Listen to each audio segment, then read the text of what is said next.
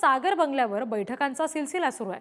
किरण सामंत आज फडणवीसांची भेट घेतील अशी शक्यता आहे। हर्षवर्धन पाटील यांचे समर्थक सुद्धा फडणवीसांना भेटणार आहेत, तर धैर्यशील माने सुद्धा देवेंद्र फडणवीसांची भेट घेतील आणि रणजित सिंह मोहिते पाटील सुद्धा त्यांची भेट घेणार आहेत अशी माहिती समजते। देवेंद्र फडणवीस यांच्या भेटींचा हा सिलसिला आज सुरू राहणार आहे। शिरूरमधील इच्छुक मंगलदास बांदल सुद्धा सागर बंगल्यावर देवेंद्र फडणवीस यांची भेट घेतील असं समजतंय। प्रतिनिधी ओम देशमुख सध्या आपल्याशी जोडले गेलेले आहेत। ओम, इतके सगळे नेते फडणवीसांच्या भेटीसाठी येत आहेत, सातत्याने या बैठका होत आहेत, पहिल्याच बैठका नाहीयेत, मात्र तिढा अजूनही सुटत नाहीये, काय संदर्भात या तपशील आहेत?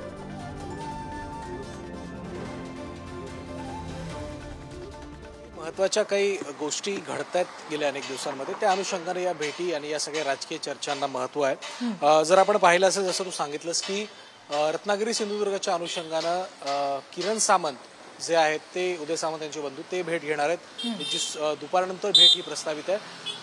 हर्षवर्धन पाटील आणि त्यांच्या समर्थकांची देवेंद्र फडणवीस यांच्या वतीनं समजूत काढली जाणार आहे। दुपारी 3:30 वाजता त्यांच्या देखील भेटीची वेळ आहे। धैर्यशील माने असतील, त्यानंतर सांगली लोकसभेचे जे उमेदवार आहेत संजय काका पाटील हे असतील, असे अनेक नेते मंडळी आता हळूहळू सागरवरती दाखल होत आहेत। मंगलदास बांदल महत्त्वाचं नाव आहे।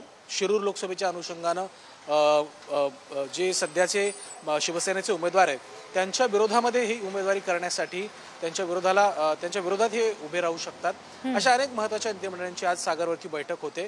तोडगा काढण्याची प्रयत्न देवेंद्र फडणवीसांच्या माध्यमातून केले जातात। आपण पाहिलं असेल की महायुतीतील अनेक समस्यांची सोडवणूक करण्याचा काम भाजपच्या शीर्ष नेतृत्वाकडून देवेंद्र फडणवीस यांच्याकडे देण्यात आले।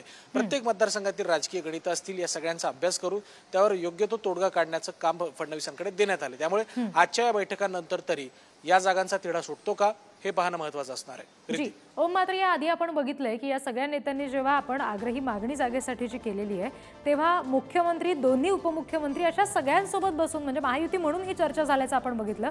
पण आज विशेषतः सागर बंगल्यावरच या सगळ्या बैठका होत आहेत, यामागे काही विशेष कारण की यानंतर पुन्हा एकदा मुख्यमंत्री आणि दोन्ही उपमुख्यमंत्री अशा बैठका सुद्धा होणार?